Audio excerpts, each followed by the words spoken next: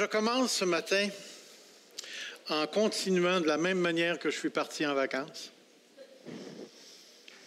C'est-à-dire qu'on regarde un texte qui se trouve dans la deuxième lettre de Pierre, le texte que j'ai placé devant vous ce matin. Et ce texte a un impact tout à fait particulier parce que les paroles prononcées d'il y a presque 2000 ans sont d'une actualité impressionnante pour notre époque ici. Et je ne sais pas si vous vous rappelez, mais avant de partir, je vous avais dit que l'apôtre Pierre avait écrit la deuxième lettre pour un cas tout à fait spécifique et probablement pour une église ou un groupe d'églises qui était en danger à ce moment-là. La première lettre de Pierre a été écrite pour encourager les chrétiens à se comporter dignes de l'évangile de Jésus-Christ à l'extérieur de l'Église, lorsqu'ils étaient en contact avec ceux qui ne connaissent pas Jésus-Christ. Mais avec le temps, l'Église a été envahie par des gens tout à fait particuliers qui voulaient détruire l'Église. Et c'est pour ça que la lettre commençait comme sa divine puissance nous a donné tout ce qui contribue à la vie et à la piété, au moyen de la connaissance de celui qui nous a appelés par sa propre gloire et par sa vertu, lesquels nous assurent de sa part les plus grandes et les plus précieuses promesses, afin que par elles, vous deveniez participants de la nature divine en fuyant la corruption qui existe dans le monde par la convoitise. Et nous avons dit avant de partir, la raison de cette lettre était la présence de faux docteurs qui introduisaient à la fois dans la vie de l'Église des faux enseignements, de la fausse doctrine. Et laissez-moi vous dire ceci, il ne faut jamais négliger la doctrine. Si vous n'aimez pas le mot doctrine, changez-le par enseignement. Puis si vous n'aimez pas le mot enseignement, mais j'en ai pas d'autre. La doctrine, c'est l'enseignement de la parole de Dieu.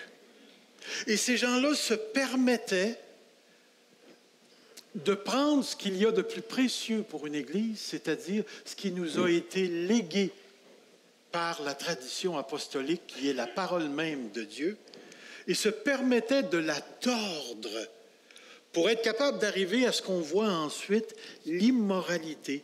C'est-à-dire que dans leur conception, la parole de Dieu leur donnait la permission de forniquer, de s'empiffrer, de croire aux mensonges et de propager des comportements anti-bibliques parmi les enfants de Dieu.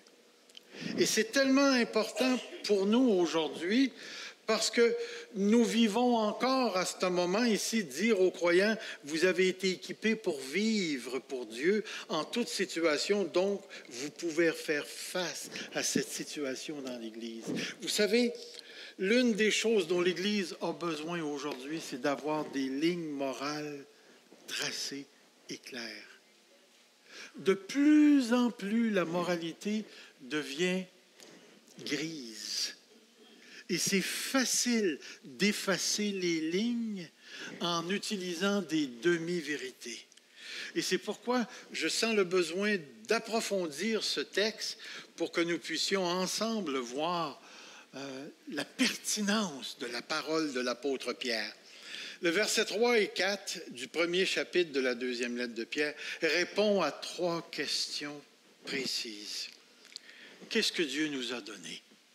Sa divine puissance nous a donné tout ce qui contribue à la vie et à la piété.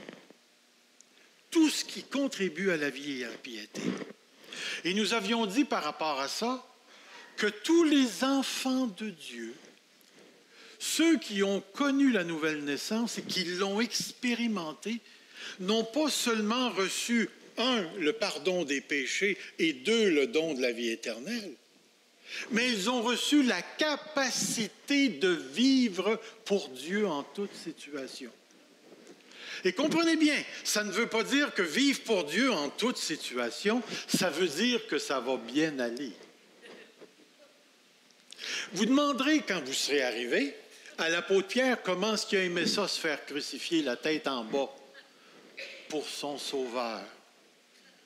Ou demandez à Jacques l'apôtre, qui n'a même pas eu le temps de faire quelques miracles, qui a été percé par l'épée et qui est mort au début du livre des Actes des Apôtres. Et tous les apôtres ont fini martyrs sous une forme ou sous une autre. Les chrétiens qui se sont fait manger par les lions et tralala. Mais vous pouvez demander la même chose aux chrétiens qui ont gagné la loto.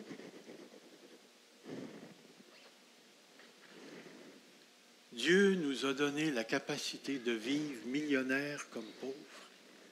Dieu nous a donné la capacité de vivre dans la souffrance comme dans la bénédiction. Dieu nous a donné la capacité de vivre dans la maladie comme dans la santé. Dieu nous a même équipés pour être capables de vivre avec Justin.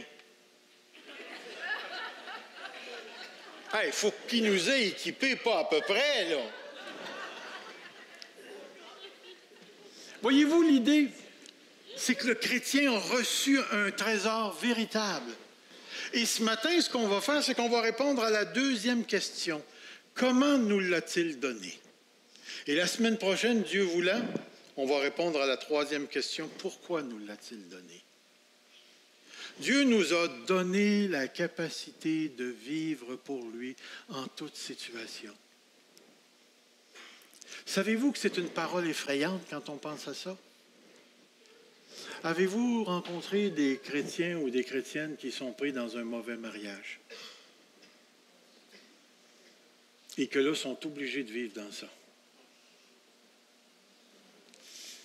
Tu apprends, tu as 21 ans, tu apprends que tu as une maladie incurable.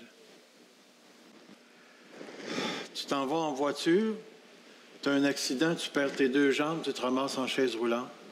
Est-ce qu'un chrétien est capable de vivre pour Dieu dans ces situations-là? Moi, au début de ma conversion, je ne sais pas ce que j'ai fait avec ma bouteille d'eau, elle est là, merci chérie. Dieu t'a rendu capable de me donner ma bouteille d'eau, c'est merveilleux.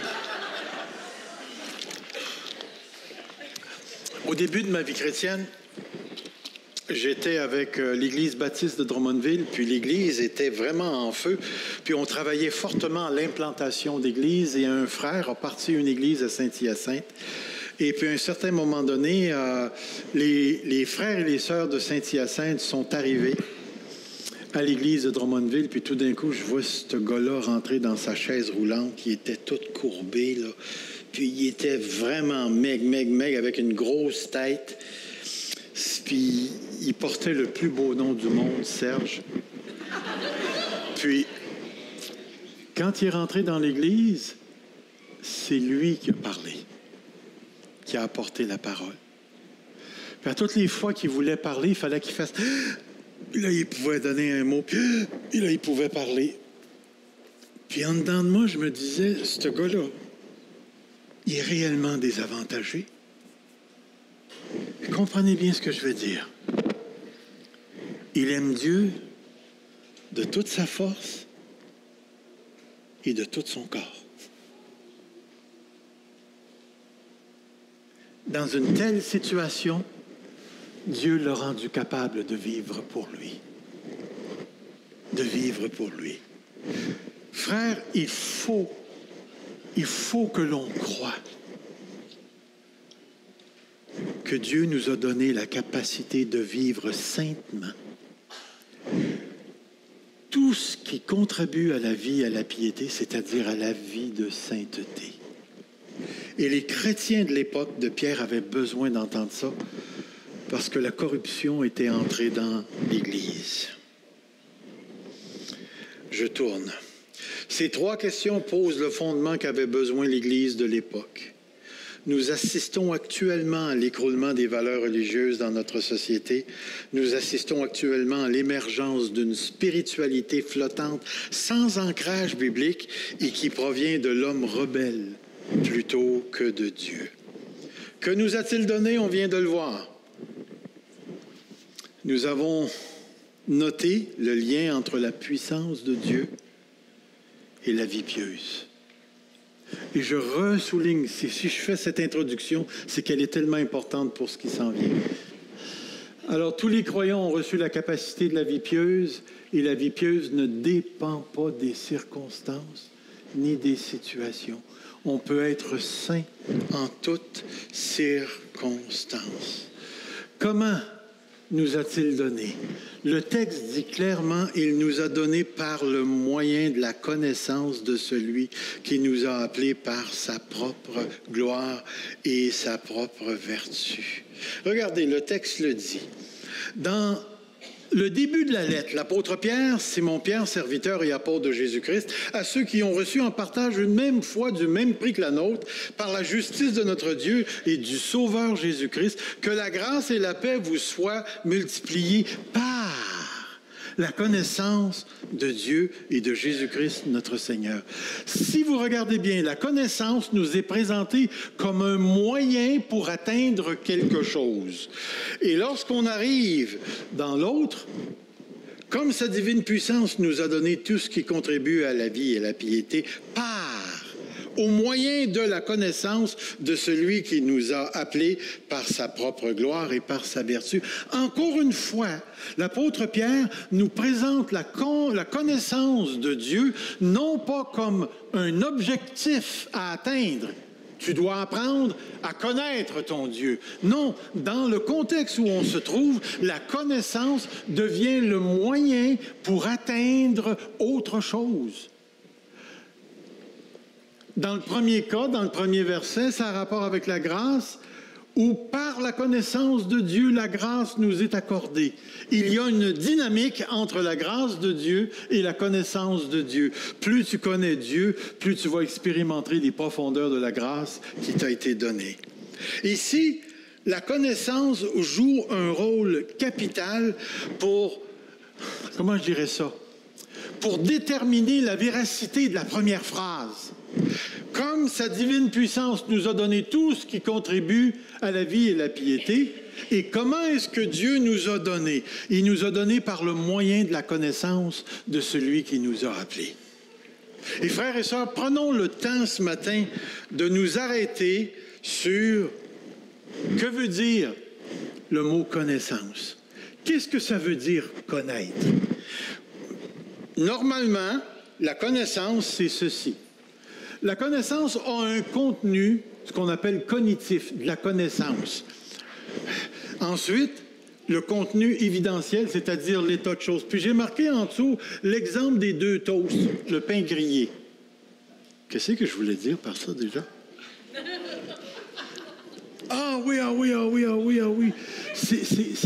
C'est la comtesse Marie-Antoinette de Lagrange à gauche qui nous dit à un certain moment donné, écoutez, ce matin, M. Trump a mangé 2 toasts. OK. T'es venu à Grimby pour me dire ça? Elle dit oui. Alors ça, c'est le contenu, c'est l'idée.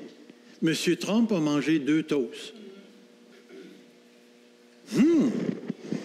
Alors, c'est quoi le contenu évidentiel? Elle sort son téléphone, puis tout d'un coup, elle pèse dessus, puis elle a pris un selfie avec elle, puis M. Trump est en train de manger 2 toasts.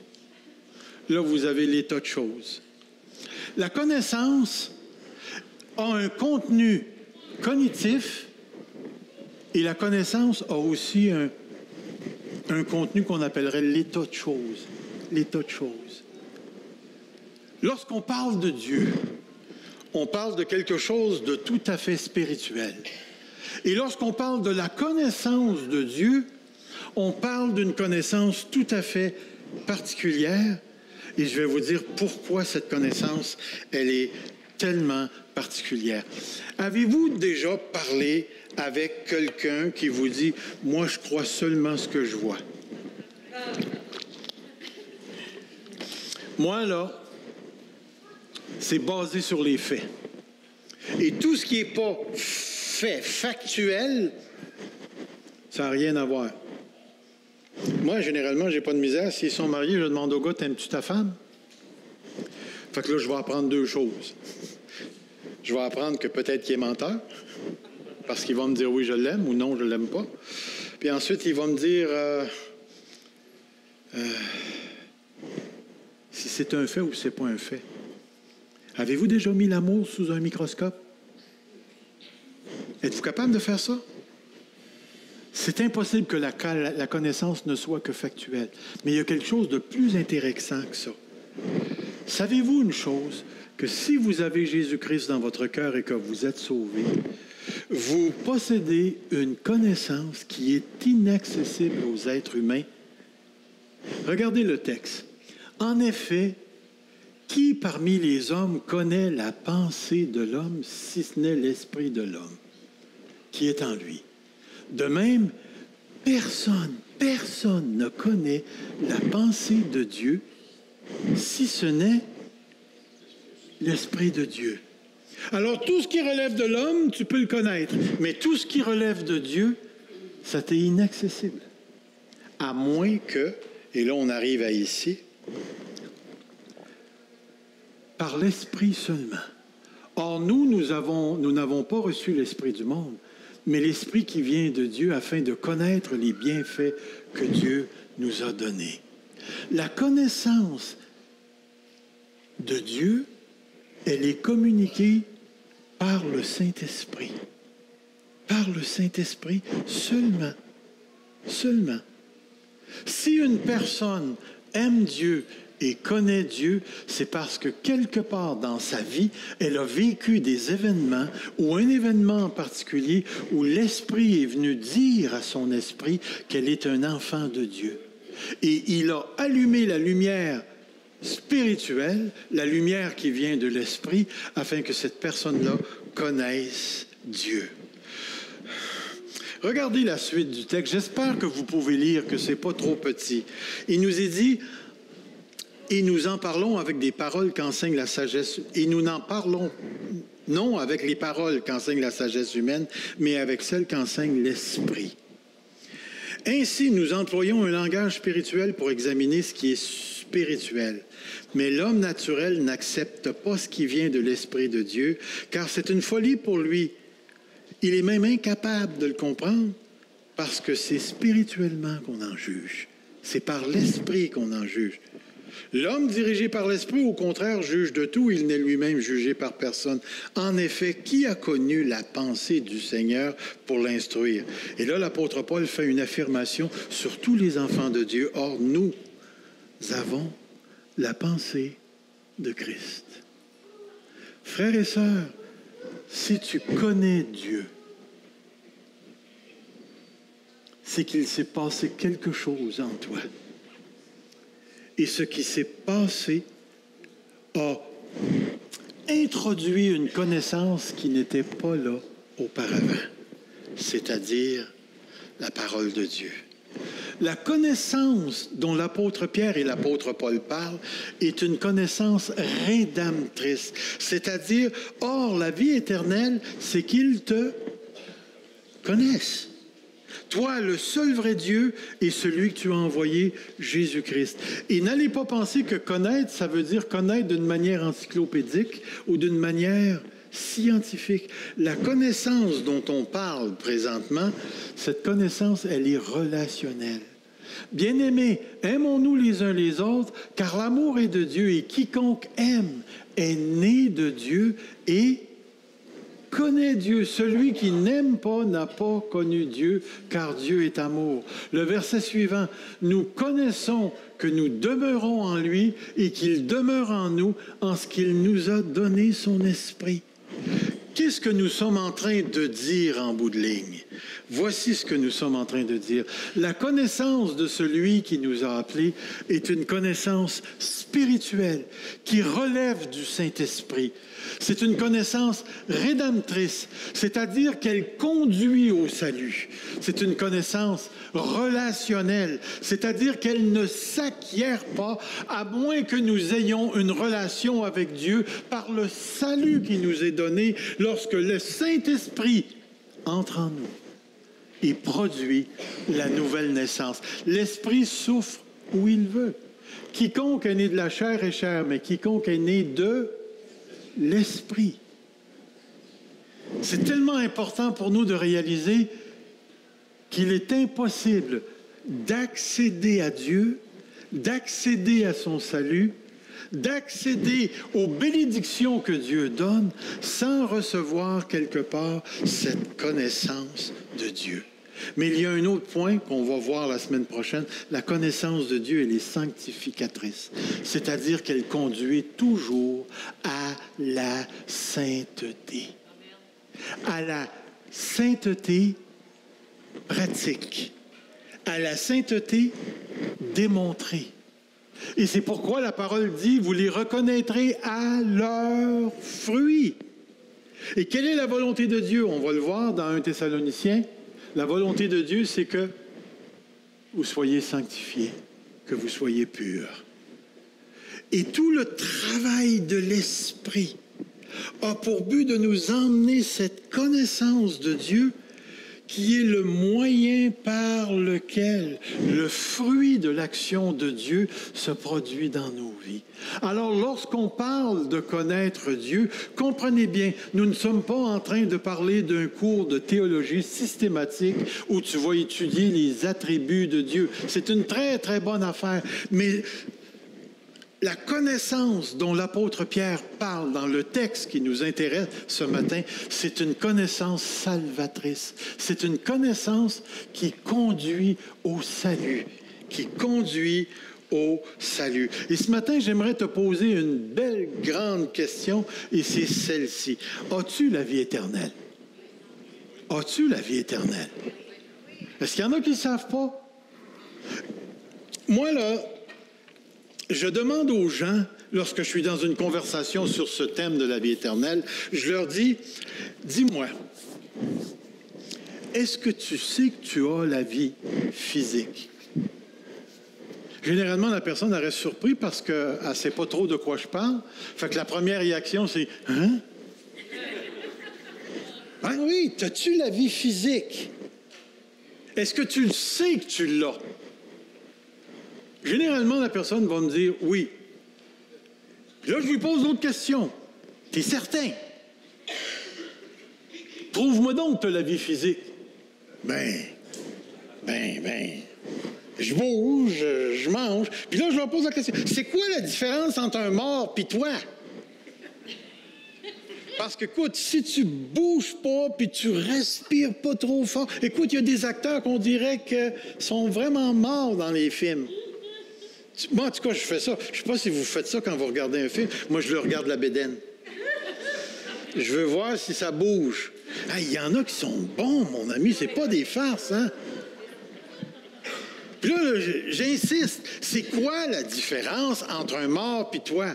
Puis là, ça donne des... J'ai dit un petit mot de 3 lettres. Tu as la vie. Là, généralement, les gens commencent à comprendre. Es-tu certain que tu as la vie physique? Là, le gars me dit, oui. Puis je dis, tu le sais? Oui, je le sais. Mais je dis, celui qui a la vie éternelle, il sait exactement la même chose que toi, tu sais à propos de ta vie physique. Celui qui a la vie éternelle le sait. Il le sait. Si tu ne le sais pas que tu as la vie éternelle, c'est simple, c'est que tu ne l'as pas. Tu ne l'as pas. Pourquoi? Regardez la suite du texte que je vais vous présenter. Et voici ce témoignage, c'est que Dieu nous a donné la vie éternelle et que cette vie est dans son Fils.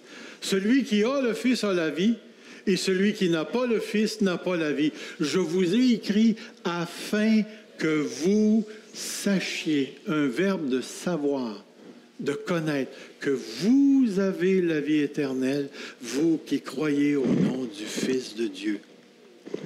Ce n'est pas normal pour un chrétien de ne pas savoir s'il a la vie éternelle. Êtes-vous d'accord ou pas? Alors, ce matin, je te la pose la question. As-tu la vie éternelle? Et au nom de Jésus-Christ, je t'encourage.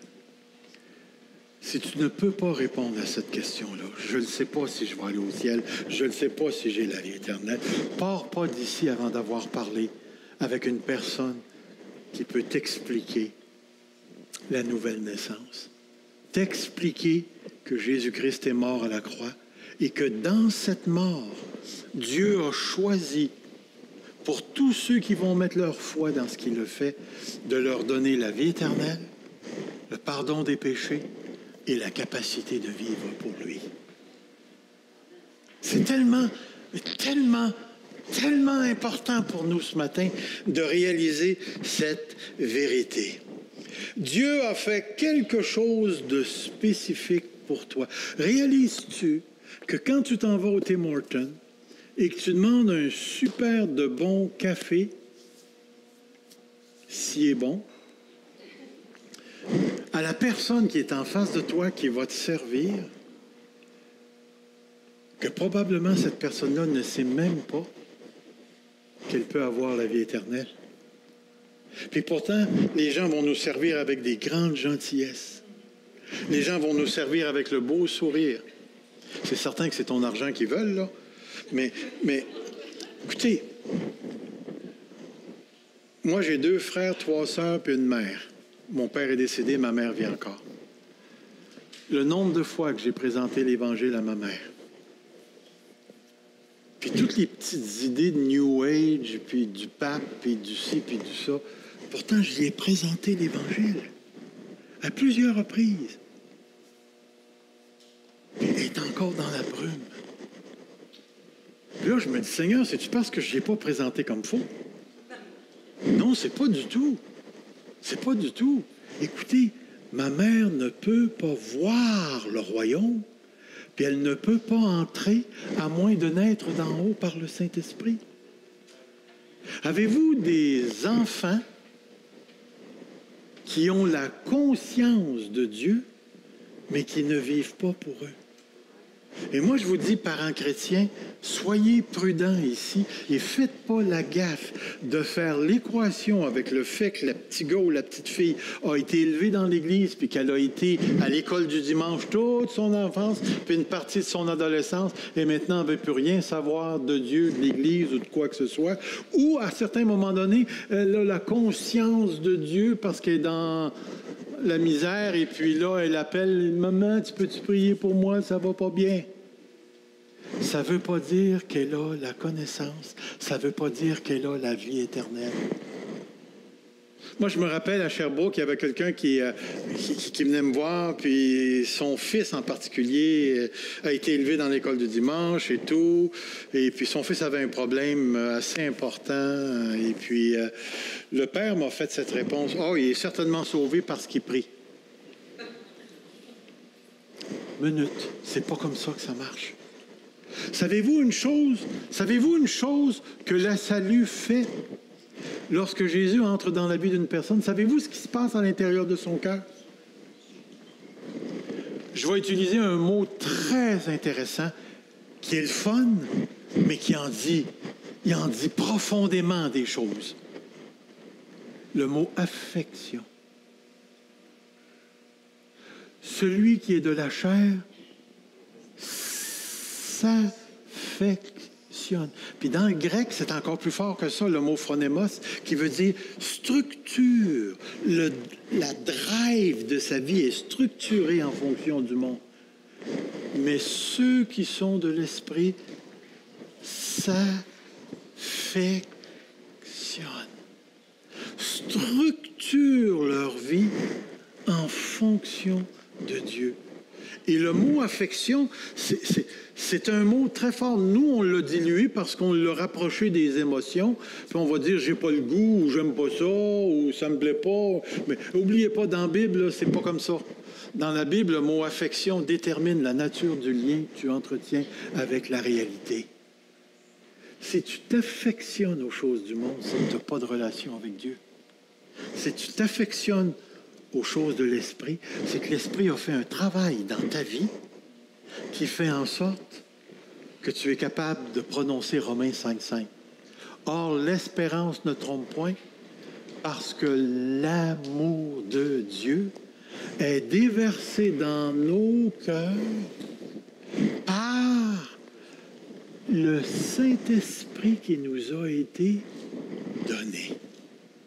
Il n'y a que l'Esprit de Dieu qui peut produire l'affection pour Dieu. Et c'est pourquoi lorsque tu demandes, as-tu la vie éternelle? Tu pourrais poser l'autre question puis dire, est-ce que tu aimes Dieu? Parce que les deux questions viennent de la même source, c'est-à-dire la personne du Saint-Esprit dans le cœur d'une autre personne. Et ce que l'apôtre Pierre est en train de nous dire ici, c'est qu'à un moment donné dans ta vie, toi, chrétien, Dieu a fait quelque chose de très, très, très spécifique ici. Regarde ce qu'il a fait. Comme sa divine puissance nous a donné tout ce qui contribue à la vie et la piété, au moyen par la connaissance de celui qui nous a appelés. Frères et sœurs, savez-vous ce que c'est que l'appel? Laissez-moi vous dire, Bel Canada, rien à voir dans ça. L'appel, c'est le moment où tu deviens exposé à l'Évangile, où Dieu t'offre son salut. Son salut. Il y a eu quelqu'un quelque part dans ta vie qui s'est approché de toi. Tu t'es retrouvé dans des circonstances avec une Bible ou autre chose. Il y a des gens qui t'ont témoigné. Et là, Dieu t'a appelé. Dieu t'a offert l'Évangile, la bonne nouvelle de la mort de son Fils et de sa résurrection pour le pardon des péchés, le don de la vie éternelle. Et tu as répondu. Dieu nous a appelés. Dieu nous a appelés. Dieu nous a appelés. Si tu es chrétien, si tu crois en Jésus-Christ comme ton Sauveur et ton Seigneur, ne va surtout pas t'imaginer que ça vient de toi. Dieu a pris l'initiative. Et c'est ça que j'aime avec Dieu. Dieu, à l'âge de 19 ans, m'a fait sortir de l'armée pour devenir prêtre. Et je me suis ramassé dans le bois avec ma Bible et je suis tombé sur un verset qui disait « Ceux qui disent « Seigneur, Seigneur » n'entreront pas forcément dans le royaume des cieux. » Oh boy, ça m'a chatouillé. Puis la suite, ils disent « Ceux qui disent « Seigneur, Seigneur », c'est en plein ça que je disais. « Ceux qui disent « Seigneur, Seigneur, nous avons fait des miracles en ton nom, nous avons chassé des démons en ton nom, bla, bla, bla, bla, bla, bla. » Et le Seigneur leur répond « Je ne vous ai jamais... » Regardez le mot qu'il utilise. « Je ne vous ai jamais connu. » Le mot « connaître » est beaucoup plus que « Écoutez, là, je regarde ma liste, puis tu n'es pas sur la liste, là. » Non, non, je n'ai jamais établi de relation avec toi. Retirez-vous de moi, ouvrier d'iniquité. Hey, ça m'a rentré dedans, là. Et à ce moment-là, il s'est passé quelque chose dans mon âme parce que je savais que je m'en allais en enfer. Là, écoutez, je ne le ferai pas ici, là, mais j'ai crié comme un charretier, là, comme on dit, là. À poumon, là, j'ai crié « Seigneur, sauve-moi » et je suis sorti du bois différemment que j'y suis entré. Pourquoi? Parce qu'à ce moment-là, l'Esprit est entré en moi et je savais que j'avais la vie éternelle, que j'étais sauvé et que mes péchés avaient été pardonnés. Je le savais.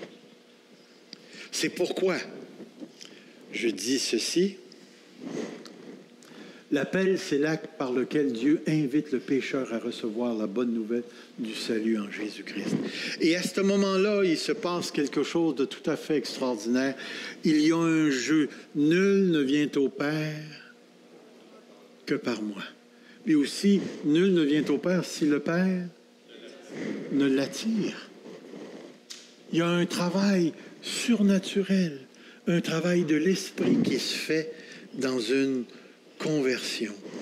Et c'est pourquoi le texte dit, nous prêchons Christ crucifié, scandale pour les Juifs, folie pour les païens, mais puissance et sagesse de Dieu pour ceux qui sont appelés, tant Juifs que Grecs. Écoutez, on vient de citer le texte, Nul ne peut venir à moi si le Père qui m'a envoyé ne l'attire, et je le ressusciterai au dernier jour. Regardez dans l'Évangile, pas l'Évangile, la lettre aux Thessaloniciens. Il dit, notre Évangile, nous ayant été prêché, ne nous ayant pas été prêché en parole seulement, mais avec puissance, avec l'Esprit et avec une pleine persuasion, car vous n'ignorez pas que nous sommes montrés ainsi parmi vous à cause de vous, et vous-même, vous avez été mes imitateurs et ceux du Seigneur en recevant la parole. Dieu présente l'Évangile. L'Esprit travaille d'une manière spirituelle, de sorte que le cœur est capable de recevoir l'Évangile de Jésus-Christ. Et frères et sœurs, tous, chacun d'entre nous, lorsque le Saint-Esprit nous a parlé, l'œuvre de Dieu s'est accomplie et nous avons reçu la parole de Dieu, nous avons reçu la vie éternelle. Et c'est pourquoi ici il est dit, lors de l'appel au salut, il y a une activité mystérieuse divine, du divin et de l'humain qui aboutit à la conversion, qui est l'abandon des idolâtries et une réception du salut de Dieu en Jésus-Christ notre Seigneur. Là, j'ai l'impression qu'il manque un bout à ma... Pourquoi est-ce que c'est si important d'avoir la connaissance de celui qui nous a appelés? Pourquoi c'est important d'avoir cette connaissance-là? Naturellement, elle nous donne la vie éternelle. Elle purifie notre personne de tout péché. Elle nous rend capable de vivre pour Dieu. Mais le texte nous dit la connaissance de celui qui nous a appelés par sa propre gloire et par sa vertu, lesquels nous assurent de sa part les plus grandes et les plus précieuses promesses. Frères et sœurs,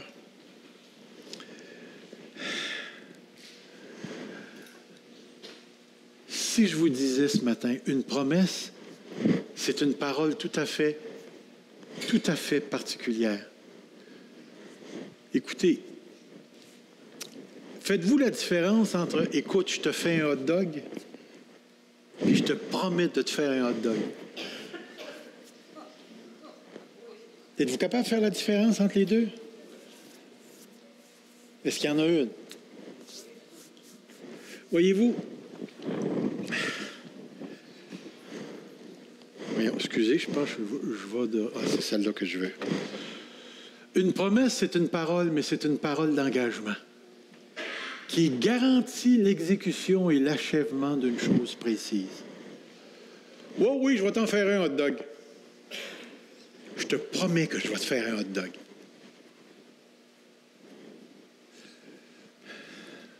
Est-ce que ça fait une différence lorsque tu dis à une personne, « Oh oui, je vais toujours t'aimer. » Puis lorsque tu dis, « Je m'engage à t'aimer, à te chérir, à te... » C'est quoi qui vient après? Ah oui, ah oui, ah oui. Je me rappelle de mes vœux. Et macaroni, tu me feras jusqu'à ce que la mort... Quand tu récites tes vœux de mariage, là, j'aimerais te dire ceci dans des mots simples que tout le monde va comprendre. T'es pogné. T'es pogné. Parce que une promesse, ça t'engage en tant que personne. Ça t'engage. Et puis, ça garantit l'exécution et l'achèvement d'une chose précise. Mais laissez-moi vous dire qu'à toutes les fois qu'un humain fait une promesse, il y a un risque. Savez-vous pourquoi?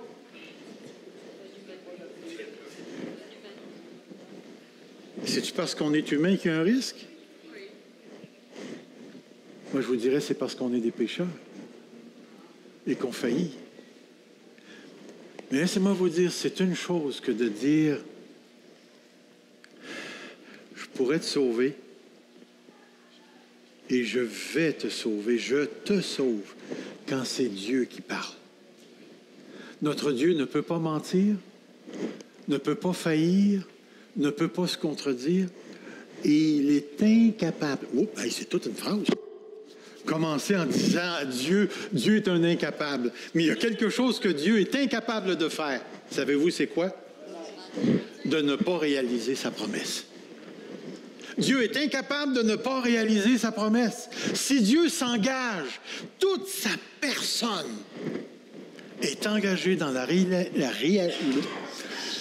l'exécution et l'achèvement d'une chose précise. C'est ça avec Dieu. Et c'est pourquoi on peut parler de la vie éternelle. Et c'est pour ça que je peux dire, je suis sauvé. Et que je peux dire, je suis en train d'être sauvé. Parce que Dieu fait son travail de salut en moi. Mais je peux dire aussi, je serai sauvé. Parce que la parole de Dieu parle de la gloire à venir qui s'en vient. Et c'est pourquoi mon Dieu me garantit depuis le début qu'il ne perdra rien de tout ce qui lui appartient. Nul ne les ravira de ma main. Et frères et sœurs, c'est une... Comment je pourrais vous dire ça? Je sais qu'il y en a qui croient que le salut se perd et ainsi de suite. Le problème est bien plus complexe que ça. Et je sais qu'il y a un jeu d'humain et divin dans toute la question du salut et de l'après-salut. Mais je sais une chose, Dieu connaît ses enfants. Et il y a des versets dans l'Écriture qui nous disent que nous sommes gardés par la puissance de Dieu pour une espérance qui ne peut ni se faillir ni se flétrir. Et Dieu va nous rendre à terme. Moi, je transporte cette assurance dans les entrailles de mon âme. Savez-vous, je le sais que Dieu m'aime. Je le sais que Dieu m'a donné la vie éternelle. Je le sais qu'il s'est engagé envers moi à me conduire jusqu'au bout. Et des fois, j'ai été baveux avec lui. Puis Dieu m'a ramassé comme un père tendre qui fourre la volée à son fils. Puis j'en ai mangé une, puis deux, puis trois. Puis il y en a peut-être une qui se prépare. Dieu ne me lâchera jamais. Dieu ne me lâchera jamais. Savez-vous que sa grosse main est plus grosse que la mienne? Et je sais une chose, c'est que ma responsabilité à moi, c'est de lui demeurer fidèle. C'est de persévérer dans la foi. Mais je sais qu'il y a coïncidence entre son action et ma foi. Il y a coïncidence entre mon action, ma foi, et le fait que Dieu agit dans ma vie. Et c'est pourquoi j'arrive ici. La notion biblique de promesse est surtout celle d'une assurance donnée par Dieu à l'homme. Christ est l'objet ultime de la promesse divine, tant dans ce qu'il a réalisé par sa première venue, sa mort, sa résurrection, que par ce qui va encore s'accomplir. Ainsi, pour les apôtres, la promesse de Dieu est le point de départ du salut. C'est pourquoi les promesses concerne ce que Dieu s'est engagé à faire, le pardon des péchés, le don de la vie éternelle, la résurrection de nos corps, les nouveaux cieux, la nouvelle terre, l'établissement d'une société par l'Esprit, la plénitude de Dieu. C'est ce que Dieu s'est engagé à nous donner. Et dans la lettre aux Hébreux, chapitre 6, il nous est dit, Dieu ne peut pas se renier. Et par deux choses, qui est le serment et la promesse, c'est impossible que Dieu n'accomplisse pas ce qu'il a commencé à faire en nous, par Jésus-Christ, notre Seigneur. Alors, le salut dont nous parlons ce matin a des effets futurs qui nous attendent et nous allons l'atteindre soit par la mort ou quand Jésus-Christ revient. J'espère vraiment qu'il revient bientôt parce que ça ne me tente réellement pas de mourir. J'aimerais bien mieux voir le retour du Seigneur à partir d'ici que de m'en venir. Il me semble que c'est bien plus le fun de monter que de descendre. Hein? Ça, c'est un goût personnel en passant. Mais je sais une chose, c'est que mon Dieu est fidèle. Mon Dieu est fidèle, puis il ne reniera jamais, jamais, jamais sa parole. Jamais sa parole. Et je peux m'appuyer sur elle. Je peux m'appuyer sur elle. Oh, c'est vrai, j'avais oublié de vous mettre... Hein? C'est ça. J'avais oublié de vous mettre ça, puis là, je vais vous mettre celle-là. Puis après ça, je vais vous mettre celle-là.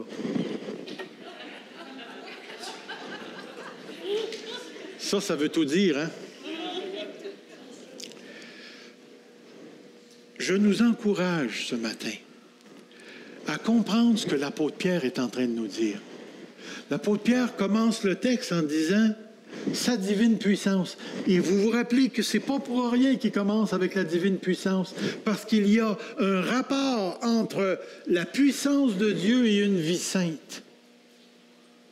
Et l'attribut de la puissance de Dieu, le chrétien peut être garanti d'une vie capable de lui plaire. Sa divine puissance nous a donné tout ce qui contribue à la vie et à la piété.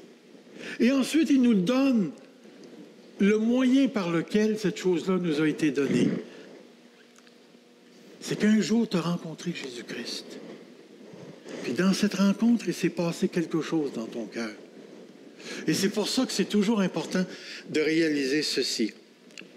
Est-ce que le salut, c'est une transformation, une amélioration ou un ajout à ta vieille nature? Est-ce que le salut, c'est une transformation où tu t'es juste amélioré ou est-ce que tu es maintenant pogné avec deux natures? Moi, je peux te dire une chose, je n'ai pas deux natures. Je ne serais pas capable de vivre avec moi-même. Surtout le moi vieille nature, là. C'est ça. Mais je sais une chose, c'est qu'à l'âge de 19 ans, j'ai été transformé. Le salut, c'est une transformation. Et vous remarquerez une chose, le premier mouvement du salut dans le Nouveau Testament, c'est une transformation intérieure. Le deuxième mouvement du salut, c'est le mouvement par lequel tout est extérieur. Dieu ramasse toute la création et la transforme complètement, y compris ce corps de mort. Le premier mouvement est en dedans, le deuxième mouvement est à l'extérieur. En dedans, à l'extérieur. Et à l'intérieur, à l'âge de 19 ans, quand le Saint-Esprit est entré dans mon cœur, il y a quelque chose, il y a une, comment est-ce qu'on appelle ça, là? Une switch qui s'est allumée. Il y a un interrupteur qui a été allumé, puis tout d'un coup, j'ai vu mon état spirituel de condamnation et j'ai vu que Jésus-Christ était la solution. Et j'ai crié et Dieu est entré. Et je n'ai plus jamais été le même. Est-ce que je suis devenu parfait? Vous le demanderez à ma femme. Je le sais que je n'ai pas été parfait, mais vous pourriez me demander dans n'importe quelle situation où j'étais, Serge, est-ce que tu crois que Jésus-Christ t'a donné la vie éternelle? J'aurais répondu oui. J'aurais répondu oui. Je sais que j'ai reçu la vie éternelle. Par la connaissance de Dieu, j'ai reçu la capacité de vivre pour Dieu. Et c'est pour ça, frères et sœurs, ne vous laissez pas convaincre par les jeux de pensée qui te disent « t'es pas capable ». Ne te laisse pas convaincre par tes tendances naturelles. Et que j'aimerais donc savoir encore une heure pour vous parler de Romains 6, 7, 8, où l'apôtre utilise 3 mots. Le péché, il va utiliser la loi, puis il va utiliser la chair. Puis il va dire « vous n'êtes plus sous la domination du péché, vous n'êtes plus sous la loi, mais sous la grâce. » Puis il dit, la chair ne se soumet pas à Dieu. Puis il va arriver dans Romains 8, 9, puis il dit, vous n'êtes plus dans la chair, mais vous êtes dans l'esprit. Le chrétien n'est plus dans la chair. Et à cause de ça, il va aller jusqu'à dire, vous avez pour fruit la sainteté. Je vous le dis, la Bible... Partout, elle nous dit que nous avons reçu la capacité. Accepte plus le mensonge à propos de toi. Accepte plus comment je dirais ça, les demi-vérités. Je suis pas capable, je suis pas bon, je suis pas beau, je suis pas fin, je serai jamais capable. Accepte pas ça. Dieu nous a rendus capables de vivre saintement pour lui en toute situation. Mais pourquoi est-ce que Dieu nous a donné? C'est ce qu'on va voir la semaine prochaine. La semaine prochaine, on va voir pourquoi Dieu nous l'a donné. Et Dieu nous l'a donné pour un but tout à fait précis.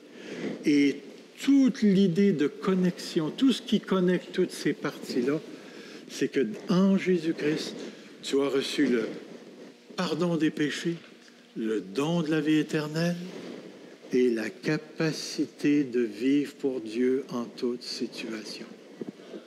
Que Dieu nous garde. Et frères et sœurs, ma dernière parole, c'est celle-ci. Croyez-le. Amen. Seigneur notre Dieu, nous nous tournons vers toi en ce moment. S'il y a quelqu'un ici ce matin qui ne connaît pas Jésus-Christ, qui n'a pas vécu l'expérience d'être appelé, d'être né de nouveau, d'être passé de la mort à la vie, touche son cœur en ce moment même, afin que cette personne-là puisse recevoir le pardon des péchés, le don de la vie éternelle et la capacité de vivre pour toi. Père, ça fait plus de 40 ans que je te connais. Jamais tu n'as failli. Tu as toujours été là. Tu m'as toujours gardé. Maintenant, Père, jusqu'à ce que Jésus-Christ revienne, donne à l'Église fusion de croire en la sainteté, de résister à tout péché, même s'il faut résister jusqu'au sang, appliquer ce que je dis d'haïr jusqu'aux vêtements souillés par la chair. Accorde-nous la grâce, devant la vie ou devant la mort, de rester pur et saint jusqu'au bout. Car tu es Dieu, tu es notre Dieu. Merci de nous avoir appelés en Jésus-Christ notre Seigneur, par le Saint-Esprit qui nous a été donné. Amen. Que Dieu nous bénisse tous. Merci Seigneur.